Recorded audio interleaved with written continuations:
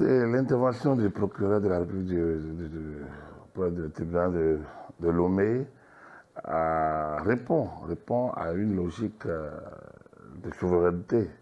L'opération qui a été menée par le Bénin a été sur renseignement sans doute du Bénin et sur volonté de ne pas ébruiter une situation qui pourrait lui échapper. Donc dans les deux cas, dans le cas béninois, on a des raisons d'opérer de cette manière. Peut-être que ça heurte un certain nombre de logiques. Il va falloir attendre peut-être les postures officielles pour pouvoir connaître éventuellement les raisons. Mais ce n'est pas quelque chose de dramatique. Le Togo est dans son droit de réagir.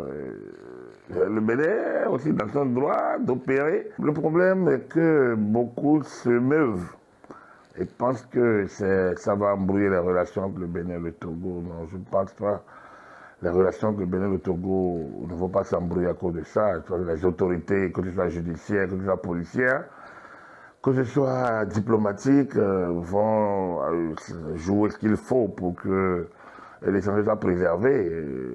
Et en fin de compte, la fin justifiera les moyens. Il faut dire que les relations diplomatiques répondent à un certain nombre de données et que le Togo, pris à partie par sa société civile et autres, était fondé à élever la voix et à notre nombre d'avis, c'est un peu ça qui justifierait, sinon l'opération n'a pas fait du boucan, il n'y a pas eu de dégâts. Bon, donc les deux États auraient pu s'entendre là-dessus et quelques échanges entre les hautes autorités auraient suffi. Donc pour moi, je ne vois pas un danger quelconque. Je pense que ce n'est pas des opérations qui se déroulent tous les jours, tous les mois, tous les ans, non, c'est extraordinaire. Donc, chacun comprendra que la lutte contre le terrorisme international mérite quand même parfois certaines...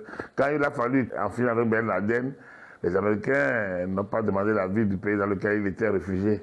Il y a eu de ces situations, et ce n'est pas les premières et les dernières. On ne va pas encourager ça sans doute, mais il y a des finalités qui méritent parfois des procédures particulières.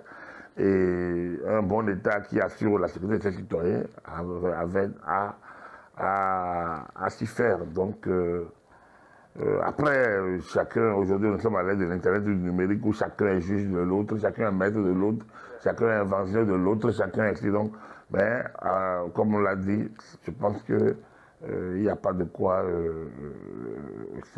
s'émouvoir. Les choses vont prendre leur temps, ils vont trouver leur procédure, les gens vont se parler sans doute pour qu'on puisse passer à autre chose.